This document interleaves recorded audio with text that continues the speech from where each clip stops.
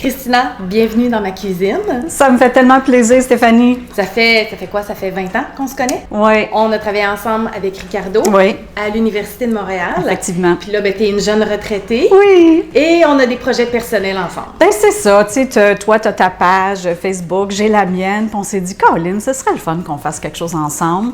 Puis, là, nous voilà. Et puis, moi, j'étais surtout impressionnée avec les lives de Stéphanie qui nous montre comment faire vraiment des recettes super le fun, super nourrissantes en moins de 30 minutes. Alors moi, j'ai proposé à Stéphanie, j'ai dit, moi, je te dis, on peut faire des pâtes maison en moins de 30 minutes. Elle ne me croyait pas. Non. Fait qu'elle m'a lancé le défi. Je vous dis pas qu'on va y arriver en 30 minutes aujourd'hui parce qu'il va y avoir beaucoup de blabla, mais c'est faisable. Tout à fait. Puis s'il y a quelqu'un pour rendre ça accessible, c'est bien toi, Christina. Toi, c'est pas nouveau que tu fasses des pâtes maison? Non. Alors, ma maman est décédée maintenant, mais ma maman est de descendance italienne. Et puis, j'ai appris à un très jeune âge à faire des pâtes. Ma mère faisait ça à l'ancienne, c'est-à-dire qu'elle avait sa montagne de farine dans laquelle elle creusait un puits, elle cassait les œufs là-dedans, elle mélangeait à la fourchette, elle pétrissait, laissait reposer la pâte et c'est moi qui tournais la manivelle. Puis c'est comme ça qu'on a fait des pâtes pendant des années. Et moi aussi, j'ai fait ça toute ma vie jusqu'à récemment, il y a une dizaine d'années. J'ai sorti mon livre de recettes pour mon robot culinaire, puis j'ai vu qu'il y avait une recette de pâtes maison dedans. Je dis « Oh, tabarouette, je vais essayer ça. Écoute, j'ai fait ma pâte en 1 minute. Ça a transformé ma vie. À partir de ce moment-là, on mangeait des pâtes quasiment une fois par semaine. Des pâtes maison. Des pâtes maison, oui. C'est ça. Oui. C'est pour ça que je veux vraiment inciter les gens à utiliser le robot. Vous savez, il y a 100 ans, ça n'existait pas un robot. Fait que c'était normal que les Italiennes faisaient leur... Oui, mais maintenant qu'on a des outils performants, ça nous permet de sauver du temps et ça rend le tout beaucoup plus accessible. Il y a beaucoup moins de feeling, de doigté dans la manipulation, le pétrissage de la pâte, parce qu'eux autres, ils y allaient à l'œil. Hein? Oui. La quantité de farine, si tu en as trop mis, OK, on tasse le reste. Mais là, nous autres, on va y aller avec des proportions un peu plus exactes. Puis vous allez voir, là, c'est quasi infaillible. Bien, c'est une bonne nouvelle, puis je pense que ça va faire toute la différence entre s'essayer à faire des pâtes maison et ne pas en faire, parce que l'idée de faire des pâtes maison, on sait que ça va être bon, que ça goûtera pas les pâtes du commerce, que ça va goûter vraiment l'amour qu'on y a mis. Oui. Mais quand on pense à la montagne de farine, puis au nettoyage que ça va faire. C'est le nettoyage aussi après. Oui. Et on se dit, ah non, pas ce soir. Mais quand on pense que ça peut se faire en 30 minutes, puis que ça devient même un souper de semaine, quand on va devenir expert comme toi, là, c'est vraiment, c'est super le fun. Ah oui, puis après ça, vous allez expérimenter. Vous allez faire vos lasagnes, spaghettis, fettuccini. Sky's the limit. Là, vous allez mettre un petit peu de purée d'épinards dedans pour avoir des pâtes vertes. Une fois qu'on a compris le principe, on s'amuse. On s'amuse. Yeah. Alors, amusons-nous. Oui. Donc, ça prend quoi? Ça prend ça prend des œufs. Donc, en partant, la grande majorité des recettes de pâtes maison sont faites. Le liquide, c'est des œufs. C'est ça qui va rendre la pâte cohésive, que ça va bien se tenir ensemble. Mais sachez qu'il existe des recettes que c'est à base de semoule de blé et d'eau. Mais nous, on va utiliser aujourd'hui 4 œufs, excusez-moi, et 2 tasses et demie de farine, c'est 330 grammes. Ça va vous donner assez de pâte pour 5 à 6 personnes. Quand j'étais petite, ma mère, elle faisait ça toujours à l'œil, puis elle m'a dit, on calcule 1 œuf par personne. Ce sont de très, très généreuses portions. Oui. Fait que moi, je dis avec 4 œufs, on en a vraiment assez pour 5 à 6 personnes. Fait que l'idée, c'est qu'on casse les œufs directement dans le robot. Est-ce qu'ils doivent être à la température de la pièce ou ils peuvent être froids? Ils peuvent être froids. Puis c'est des œufs de calibre gros. Si vous prenez des œufs de calibre extra gros ou moyen ou petit, évidemment, ça vient changer le rapport farine-volume, farine liquide, mais on peut corriger. Je vais vous donner une astuce pour reconnaître la bonne texture de la pâte. Fait que moi, je mélange les œufs ensemble un petit peu. Avant de mettre la farine. Oui, juste pour une... Ouais. Il y a des recettes qui vont mettre peut-être une cuillère à soupe d'huile d'olive, un petit peu de sel, mais on va y aller vraiment naturel. Et le plus facile possible. Oui. Maintenant, étant donné que la quantité de blanc qui est resté dans la coquille versus ce qu'elle est dans le bol, étant donné qu'il y a toujours un peu de variation, je ne mets pas toute la farine au début. Je m'en garde une coupe de cuillère à soupe à part. Fait que je vais me garder une marge de manœuvre. Garde à peu près ça qui reste dans le bol. OK? Et là, ça repart au robot. Oui. Maintenant, le truc pour réussir au robot, pour pas être obligé de pétrir, c'est qu'on veut que la pâte fasse une boule, mais là, la boule, elle va être collante. Oui. Puis on veut après que la boule se défasse. Puis elle va se défaire parce que je vais rajouter de la farine. Et ça va faire comme des espèces de grumeaux de pâte, gros comme un grain de riz. Une fois que je suis rendue à ce stade-là, j'arrête, je verse le tout sur le comptoir et je presse les petits grumeaux ensemble. Parce que si la pâte est trop humide, ça va coller au rouleau du laminoir. Oui. Fait qu'on cherche à avoir vraiment la pâte la plus ferme possible. Et c'est ça la beauté du robot, là. Ça va nous permettre d'arriver à ça. Fait que je vais enlever ça de là pour que vous puissiez voir. Fait qu'au début, je vais aller par pulsation. Là, on voit que ça veut commencer à former une boule de pâte. Là, j'ai ma boule de pâte qui est formée. OK? J'enlève ça. C'est collant. Oui. OK? Oui. Tu es d'accord avec moi que si je passe ça là-dedans, ça va coller partout? C'est infaisable. OK. Alors, moi, ce que je fais, c'est que je le défais en morceaux. Parce que si j'ajoute de la farine autour de la boule va juste rouler sur elle-même. OK. Donc là, le restant de farine, c'est là que je vais venir le mettre autour, comme ça. Je vais encore me garder une petite marge de manœuvre. On repart le tout en pulsant. Là, vous voyez, je vais vous montrer les grains comme ça. C'est à peu près ça qu'on veut. Même, je pense que je pourrais ajouter la farine qui reste parce que je le sais, là, mon 2 tasses et demie pour les 4 œufs, là, c'est vraiment, vraiment parfait. Digidou, la pâte est prête. Et là, c'est de la farine tout usage. Tout usage qu'on a Donc, pris. la plus simple qu'on trouve à l'épicerie, là. Oui, exactement. Je prends de la farine tout usage. Il y en a qui vont utiliser la fameuse Dopo Zéro, là, la double zéro. J'ai jamais essayé avec la farine de blé entier. Ça se fait, mais vous allez avoir des pâtes qui vont avoir un aspect un peu brunâtre. Oui, aussi. Oui, c'est ça, avec les On pourrait particules de peut-être son. jouer avec les proportions aussi, en partie, farine tout usage, blé entier. Ça, quand on a compris la technique, on peut s'amuser même avec la farine peut-être de sarrasin, avec la farine... La farine, c'est important, ça prend du gluten pour faire des pâtes. Oui, fait que ça peut pas être juste sarrasin. Juste sarrasin. Fait que si vous voulez vous amuser, vous pouvez commencer à faire un mélange de tout usage avec blé entier ou farine d'épeautre, comme vous voulez. Alors, voyez-vous, je vous ai parlé tantôt des petites grenailles, là, mais dans le fond, c'est ça qu'on veut. Tout ce qu'il nous reste à faire, c'est de presser ça ensemble. Donc, je vais aller ramasser tous les morceaux. Vous voyez que c'est pas du tout collant. Puis, on va juste le pétrir pour former une boule qui est cohésive. Oui, on veut que ça se tienne. On veut que ça se tienne. Veux-tu y toucher, Stéphanie, pour avoir une idée? Vas-y donc. OK.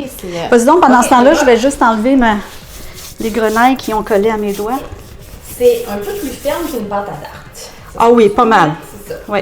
Alors, imagine-toi le jus de bras qu'on se sauve, parce que si on avait fait ça, la vieille technique, là, oui, parce que plus tu amènes ta pâte dans un état de fermeté comme ça, plus rapidement tu vas pouvoir la passer dans le laminoir. Oui, parce que là, en faisant ça, tu développes le gluten aussi. Exactement. Oui, on développe beaucoup de gluten. Maintenant, autrefois, ma mère, après avoir fait sa pâte, après l'avoir l'amenée à cet état-là, elle renversait un bol dessus, puis elle attendait un minimum de 10 minutes. OK. 10-20 minutes. C'est que la pâte, elle n'est pas hydratée parfaitement bien à la grandeur de la pâte. Il y a peut-être des bouts qui sont un peu plus humides, d'autres qui sont un peu plus sèches. Donc, ça donne la chance à l'eau de se répartir de façon un peu plus uniforme. Et ça va aussi donner la chance au gluten de relaxer. Parce que le gluten, quand on travaille, il devient comme un ressort. Il est stressé. Quand on arrête de le toucher, il relaxe. Donc, c'est plus facile à passer dans le laminoir. Oui. Mais quand on est pressé, on peut tout de suite le passer au laminoir. Parce que le laminoir, c'est tellement puissant là, qu'il va arriver à bout d'étirer le gluten. OK? Fait que si vous voulez, vous faites une petite pause de 10 minutes. Sinon, étant donné que nous autres, c'est un impératif pâte en moins de 30 minutes, on laisse faire cette étape-là. Oui. Et là, pour pouvoir le passer dans le laminoir, tu vas en faire quoi? Tu vas en faire des petits morceaux? Donc, la première étape, quand on pense au laminoir, c'est qu'on va faire des lasagnes. On va faire des nouilles qui sont très, très larges. Est-ce que tu as besoin de d'abord la baisser avec un rouleau à pâte? Non, pas du tout. Pas du tout. On va la laisser comme ça. Au début, ça va être des lasagnes. Les lasagnes, on va devoir les laisser sécher peut-être une dizaine, une quinzaine de minutes, peut-être pas du tout, ça dépend du taux de l'humidité dans la maison. Dans un deuxième temps, on va utiliser des rouleaux qui sont coupés pour faire soit des fettuccini ou des spaghettis. Je pense qu'aujourd'hui, on va faire des fettuccini. Ouais. Fettuccini. Bon, est-ce que j'ai le droit de couper sur ton comptoir? OK. Fait qu'avec ça, moi, je vais venir faire 4 morceaux. Je pourrais en faire 5, mais je vais peut-être en faire. Ils vont quand même beaucoup aplatir, donc il faut prévoir ça. Oui. Okay. Alors voilà, 1, 2, 3, 4. Ouais, je vais faire 5 morceaux. OK. Bon, un autre truc, c'est sûr que je pourrais passer ça là-dedans directement, mais moi, je veux maximiser l'utilisation de la largeur de mes rouleaux pour ne pas travailler pour rien. Donc, un truc, c'est de replier la pâte sur elle-même, comme ça. OK? On va mettre juste un petit peu de farine. OK? Pour avoir plus large. OK? Et ce que je fais aussi, puis ça, c'est un autre truc qui est le fun à savoir. Vous avez vu tantôt, là, j'ai plié comme ça. Donc ici, j'ai des côtés repliés. Ici, j'ai des côtés ouverts. On va toujours garder les côtés repliés sur les parois du laminoir parce que ça va faire des bords qui sont moins rough. Okay. Alors là, je suis prête. Okay. Moi, je tourne. On part à la première position qui est la plus large. Vas-y, Stéphanie! Normalement, ce que je fais, c'est que je fais cette étape-là pour chacun de mes pâtons. Ensuite, je passe à la position 2. Oui. On passe tous les pâtons dans la position 2, ensuite toute la position 3. Alors là, j'ai à peu près... Bon, ma mère, ce qu'elle aurait fait, là, bien, je vais le faire pour vous le montrer, pour honorer ma maman. Je vais le faire une deuxième fois où je replie vers l'intérieur, encore une fois pour maximiser l'utilisation. Oui. OK, puis en même temps, ça vient renforcer un peu mon gluten, juste le fait de faire ça. Un petit peu de farine chaque fois. Mais non, pas tout le temps. On ne veut pas mettre trop de farine parce que cette farine-là, elle va aboutir dans l'eau de cuisson, puis ça va peut-être les rendre un peu colons. Moi, j'exagère pas au niveau de le farinage. C'est beau. Tu vois comment elle est belle? Oui, je sens que les enfants vont aimer. On tourne. Ça. Ah, ça dit, oui. À 2? Oui. Et on y va encore. Et là, avec cette pâte-là, ça pourrait être la pâte à lasagne. Oui, ça exactement. pourrait être la pâte même à ravioli. Oui, tout à fait. Alors, sur mon laminoir à moi, je pense que j'ai 7 positions. Corrige-moi si je me trompe. 7. 7, moi, je me rends rarement à 7. Pour moi, c'est beaucoup trop mince. C'est rendu mince comme une feuille de papier. Ça traverse. Oui, j'arrête à 6. OK. Donc ça, c'est 4. Une fois sur chaque. Vous allez voir que rendu à 6, ça commence à allonger pas mal. Donc, 5. OK. Ça. Et on est rendu maintenant à 6. À 6. Puis toi, regarde, j'ai pas été obligée d'ajouter de farine. Ça ne colle pas. La pâte est souple. Oui, elle est bien élastique. Elle est vraiment belle. Oui, il n'y a pas de problème. Est-ce que toutes les machines à pâte comme ça sont équivalentes? Comment on fait pour choisir notre moulin à pâte? Parce que là, on veut tous commencer à faire des pâtes fraîches. Oui! Bien, écoute, pour magasiner ça, vous pouvez aller dans les bonnes cuisineries. Oui. Puis, vous allez avoir quelque chose de bien pour une cinquantaine de dollars. Je veux dire, moi, à l'époque, cet appareil-là, c'est la marque Atlas que j'aime bien. C'est fait en Italie. Je pense que je l'ai payé 30 $. OK. C'est pas dispendieux, là. Il n'y a rien d'électrique là-dedans, là. C'est du métal qui est moulé. Mais moi, je prendrais un produit italien. Je pense que j'aurais plus confiance que quelque chose qui est fait en Chine. Mais c'est ça, vous devriez pas le payer plus qu'une cinquantaine de dollars.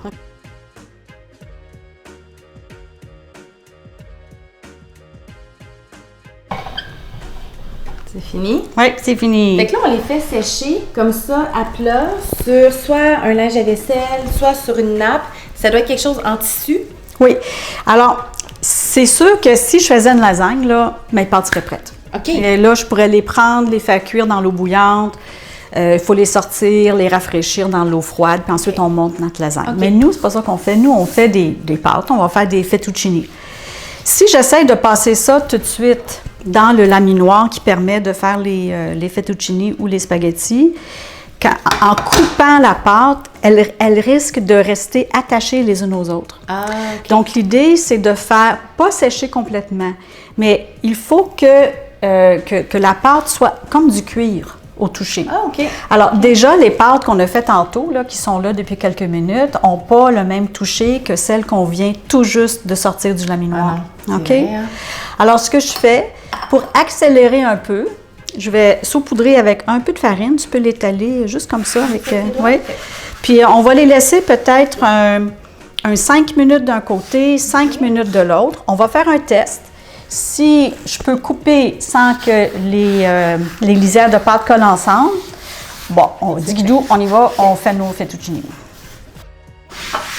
C'est très tactile quand même. Très tactile. Ouais. Tu m'enlèves le mot de la bouche, c'est Ouais, ce que je veux dire. on aime Je trouve ça. que ça met beaucoup d'amour dans ce qu'on fait, puis faire participer les enfants aussi à toutes ces étapes-là. Je pense qu'ils vont être vraiment fiers de manger leur repas de pâtes. Déjà qu'ils Ah ont des oui. pâtes, là. Oui.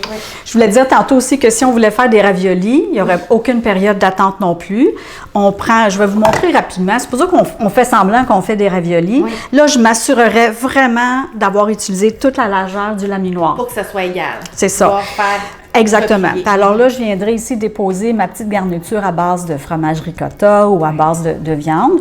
Puis ensuite, on vient replier par-dessus. Puis là, c'est très important de vraiment on évite justement de mettre de la farine ici. Parce qu'on veut que ça colle. Parce qu'on veut que ça colle. Oui. Fait qu'en repliant, on vient pousser avec les doigts. Puis là, si on est vraiment fancy, on peut prendre, c'est comme une petite roulette, mais dentelée. Oui. Puis là, on vient couper avec la petite roulette, puis ça nous fait des raviolis qui sont dentelés. T'en as une? T'es bien équipée. Ah oui, c'est exactement ça. Fait qu'on viendrait... C'est ça, mais c'est important d'enlever l'air en pressant parce que s'il y a trop d'air qui est emprisonné, l'air va prendre un peu d'expansion avec la vapeur durant la cuisson, puis ça risque de Fait que le tout faire va se gonfler. répandre dans la C'est ça. casserole. Là, on viendrait couper tout simplement. Alors moi, je te suggère qu'on les revire de côté pour pouvoir fariner le deuxième côté. Oui. Puis ensuite, on va les laisser un petit 5-10 minutes, le temps de sécher, surtout en surface. Bon, ça colle. Faut pas du tout qu'elle se touche, Oui. parce que ça fait ce qui est en train d'arriver. Ouais, des fois ça peut arriver, mais c'est pas grave. Tiens, je vais t'aider. Voilà. Et dans le fond, le temps de séchage va nous permettre de mettre la sauce en marche. Parce Oui, que là, exactement. la sauce va être aussi simple, même encore plus que de faire les pâtes. Oui, c'est ça. Alors moi, mettons que je suis vraiment pressée, ce que je fais comme sauce, je fais revenir de l'ail dans un petit peu d'huile d'olive, sans la faire brûler. Je la laisse blonde, là. Ensuite, j'ajoute une boîte de tomates en conserve. Je préfère les tomates en dés parce que je vais avoir de la texture. Tu sais, je vais avoir des petits morceaux de tomates. Et puis, je laisse mijoter ça tranquillement le temps que mes pâtes sèchent. En même temps, parce que c'est long chez moi, je ne sais pas pourquoi, mais c'est long faire bouillir de l'eau. Donc, je mets ma casserole d'eau à bouillir pour faire cuire les pâtes. Donc, j'ai la casserole d'eau qui bouille pour les pâtes. J'ai ma petite sauce qui mijote. Mes pâtes sèches, le temps de les passer dans le laminoir pour les couper, la sauce est prête, l'eau bouille. Et c'est ça qui va nous permettre d'avoir les pâtes sur la table. En théorie, en moins de 30 minutes. Quand on jase pas trop avec notre copine. Oui, non, c'est ça, mais souvent, dans ces périodes-là, il y a aussi un petit verre de vin qui Oui, fait que c'est la ça. période d'attente, on s'en fiche un petit peu. Oui. Là, la question que plusieurs vont se poser, est-ce que ça fait un repas complet? Moi, je considère que oui, Stéphanie, parce qu'on a quand même pris des œufs. Fait que là, on a pris 4 œufs pour faire à peu près 6 portions. Donc, tu le sais, il y a des protéines dans les œufs. Il y a aussi de la protéine dans la farine. Et ils sont complémentaires en plus. Donc, pour moi, oui, ça fait un repas complet. C'est sûr que quelqu'un qui surveille ses protéines, par exemple, un athlète peut ajouter de la viande dans sa sauce, peut ajouter une boîte de pois chiches, peut ajouter des lentilles ou plus de fromage. On va le servir en plus avec un peu de fromage parmesan. On est dans quelque chose de plus nutritif que les pâtes du commerce. Il y a des œufs aussi. Puis, c'est pas tous les repas qui ont à être équilibrés exactement de Non. la même façon. On mange 3 repas par jour, là, c'est pour qu'ils se complètent entre eux. Donc, pas de stress. On fait ça simple. Sûrement une petite salade verte avec ça, histoire de mettre de la couleur. Oui. Puis c'est sûr, la différence entre les pâtes maison puis les pâtes du commerce, qu'elles soient italiennes ou canadiennes, en passant, on favorise les pâtes canadiennes parce que c'est fait avec quasiment le meilleur blé au monde pour faire les pâtes alimentaires. Les pâtes du commerce, c'est que de la farine avec de l'eau. Alors que les pâtes maison, l'eau vient des œufs. Donc, on a tout l'apport nutritif des œufs dans les pâtes qu'on mange. C'est ce qui fait que c'est pas mal plus soutenant, puis il y a un goût. Oui. On a le goût des œufs aussi. Oui. Et là, pour la cuisson, ça, il faut que l'eau bout, bien sûr, là, à gros bouillon. Est-ce qu'on met du sel ou pas dans l'eau? Moi, j'en mets. Oui. On le met pas pour avoir un point d'ébullition qui est plus élevé. Ça c'est vraiment pour le goût. Oui, c'est vraiment pour le goût qu'on en met. Ceci étant dit, c'est pas essentiel. Bien, j'en mets aussi, mais parfois, je lis des renseignements qui nous disent mettez tant de grammes de sel par tant de litres d'eau pour tant de grammes de pâte. Là, je fais ouf, là, ça devient trop compliqué pour moi. Moi, je fais whoop avec la salière. C'est ça. C'est comme ça. C'est moi, dans ma paume de ma main, là, je vais avoir un monticule de sel. Ouais. Ça représente peut-être 1 ou 2 cuillères à soupe dans un grand volume d'eau. Il y a certaines personnes qui vont ajouter de l'huile à l'eau des pâtes. Est-ce qu'on fait ça ou on fait pas? Jamais qu'on fait ça. À moins que c'est pour faire une salade de pâtes. Alors, l'idée de l'huile, c'est que ça va empêcher l'eau de mousser. Parce que dans le fond, hein, l'huile, c'est l'ennemi des bulles. Pensez à quand vous lavez de la vaisselle. Si la vaisselle est très graisseuse, ça tue les bulles. Alors, l'idée, c'est ça. Sauf que quand vous allez égoutter vos pâtes, ça va laisser une couche d'huile à la surface de vos pâtes. Et cette couche d'huile-là qui est glissante va empêcher la sauce de coller aux pâtes. Ouais. Alors, ce qu'on veut, c'est qu'on veut que la pâte, que la sauce, qu'elle épouse la pâte puis qu'elle s'accroche à la pâte. Donc, non, on met Puis même, pas elle va d'huile. pénétrer un petit peu dans la pâte parce qu'on va mélanger la sauce avec Ah, les pâtes. oui. On fait ça à l'italienne. Oui. Puis l'idée aussi, c'est ça, c'est qu'il y a un petit peu d'amidon qui reste en surface, c'est clair. Fait qu'en touillant, il y a un peu de fécule d'amidon qui va sortir de la pâte, qui va se mélanger avec la sauce et ça va l'épaissir davantage et ça va permettre un mariage parfait entre la sauce et la pasta. C'est pour ça que les pâtes, c'est si bon réchauffer aussi Ah le oui. lendemain. Oh oui, parce que là, les saveurs se développent encore davantage. Là, je vais faire un test. On y va. Et là, ça sort Oui, de mon côté. je vais y aller. On va y aller ensemble. OK. Ouais. Oh, Tada! oh my Ça ne God! colle pas. Yeah! Voilà. Ah, regarde ça. c'est- Fait que là, ça, c'est le test pour savoir si ça va coller ou pas. Ça ne colle pas, donc on peut procéder.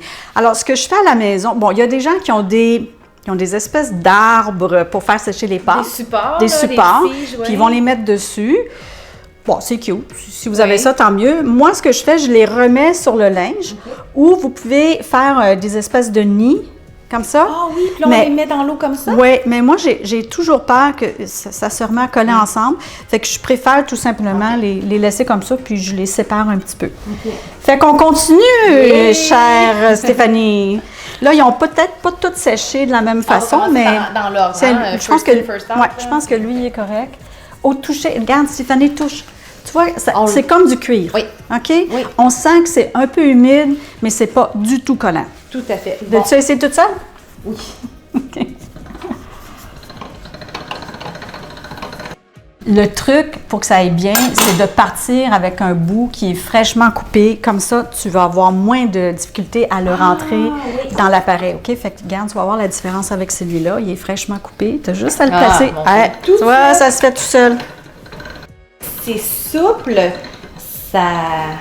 Au toucher, là, on voit que c'est frais, frais, frais. Ouais. Donc ça, dans l'eau bouillante, 2 minutes, 3 minutes? Ouais, mais oui. C'est ça? 2-3 minutes, puis 2-3 on minutes? goûte. Ouais. OK. J'ai déjà vu des gens qui disent 30 secondes. Je m'excuse, là, mais c'est pas vrai qu'en 30 secondes, l'amidon a eu le temps Ben de cuire. non, ça se peut pas. Il y a quand même un processus, tu connais ça, là, la gélatinisation de l'amidon. Là, c'est pas vrai qu'en 30 secondes, ça va se faire, même si la pâte est très mince. Là. Mais moi, je suis à 2 ou 3 minutes. Évidemment, il faut couper les pâtes, hein, parce que si elles sont trop longues, vous allez faire des bouchées très, très, très généreuses dans votre assiette, là, en tournant avec la fourchette. Donc, on coupe les lisières de lasagne à une longueur acceptable là, pour les fettuccini ou pour les spaghettis. Et voilà. Très artisanal, hein, parce que c'est pas ISO, là. Il y a des plus petites, des plus grandes. Alors Bon. là, Christina, on mélange directement la sauce avec les pâtes. Oui, parce qu'on veut que les deux se marient ensemble. Puis, bon, on a l'acidité de la sauce qui complémente vraiment bien le goût doux de ces pâtes aux œufs-là. Alors, moi, ce que j'aime bien faire, c'est de servir dans l'assiette. On essaie de servir ça joliment. On va donner un petit twist pour que ce soit joli. Puis, on peut aller chercher un petit peu de tomate additionnelle sur les côtés. Un petit filet d'huile d'olive. Et le tout réjouir, un petit peu de parmesan. Une bonne huile, là, c'est... L'huile d'olive, c'est pas essentiel, là, mais... Non, c'est pas essentiel, mais tant qu'en mettre, c'est la petite touche finale. Et un petit peu de parmesan, Oui. on peut soit le râper avec la microplane, ou encore, moi, j'aime bien faire des petits, des petits copeaux comme ça, là, avec le couteau, là. Je trouve que c'est mignon. Fait que, juste comme ça ici. Encore un peu de poivre, peut-être? Si tu veux. Puis, oui. ça va être... Pendant ce temps-là, je vais te parler de la conservation. Donc, les pâtes, une fois qu'elles ont été coupées en fettuccini, vous pouvez les faire sécher presque complètement et les mettre dans un sac Ziploc puis les congeler. Ça se fait. Sinon, vous pouvez les garder au réfrigérateur. Combien de temps? Moi, je dis pas plus que 2 jours. Okay. Parce qu'il n'y a aucun agent de conservation, puis c'est quand même des œufs qui sont crus. Faites attention, par exemple, si vous faites ça, la congélation ou dans un sac Ziploc pour le frigo, d'ajouter un peu de farine. Il faut vraiment comme tu as vu ce que j'ai fait tantôt, oui. là, je jouais dans les pâtes pour être sûr qu'il y avait de la farine à travers les pâtes pour pas que ça colle ensemble. Et quand elles sont cuites comme ça au frigo, là, on a un petit délai un petit peu plus que 2 jours. Là. C'est ça. On a c'est comme 4-5 jours. Oui, c'est comme un reste d'aliments habituel où on conseille, c'est ça, 4 à 5 jours maximum. Oui. Alors, on goûte? On goûte. OK. Moi, ça me prend ma cuillère. Oui, hein, ben c'est pour ça que j'ai apporté tes cuillères pour ça, moi aussi. Regarde, COVID oblige, on va faire quand même chacun notre assiette. T'as raison. Moi aussi, je vais me faire ma petite twist, comme toi, avec la pince. Tu vois la quantité, regarde, là, nous, on s'est fait 2 petites portions d'entrée, mais on peut très bien concevoir qu'on servirait facilement 4 grosses portions généreuses de plat principal, ou 6 si on a des enfants, là. Ou non, 4 si on a des ados. Ouais. oui. C'est fini cette époque-là pour moi. Puis la cuisson, il faut vraiment goûter, hein? C'est 2 à 3 minutes, mais si c'est très long avant que l'eau revienne à ébullition, ben peut-être que ça va être 3, peut-être que si l'eau bouille très rapidement, ça va être 2. Ça fond dans la bouche. C'est bon. Voilà, merci énormément, Christina. Je sens que ça ne sera pas notre seule vidéo ensemble. En tout cas, c'est un bon début. Oui. Hein? On a commencé ça en grand, puis je souhaiterais en faire d'autres avec toi, Stéphanie. C'était super agréable. Moi aussi. Alors, suivez Christina sur sa page Facebook En cuisine avec Christina Blais. Et bien, sur la mienne, Stéphanie Côté, nutritionniste. Écrivez-nous vos commentaires. Si vous avez des questions aussi, on va bientôt faire un Facebook Live pour répondre à vos questions, pour aussi que vous nous partagiez vos expériences sur votre fabrication de pâtes maison, de pâtes fraîches. Donc, merci d'avoir été là. Au plaisir! Au plaisir! Bon appétit!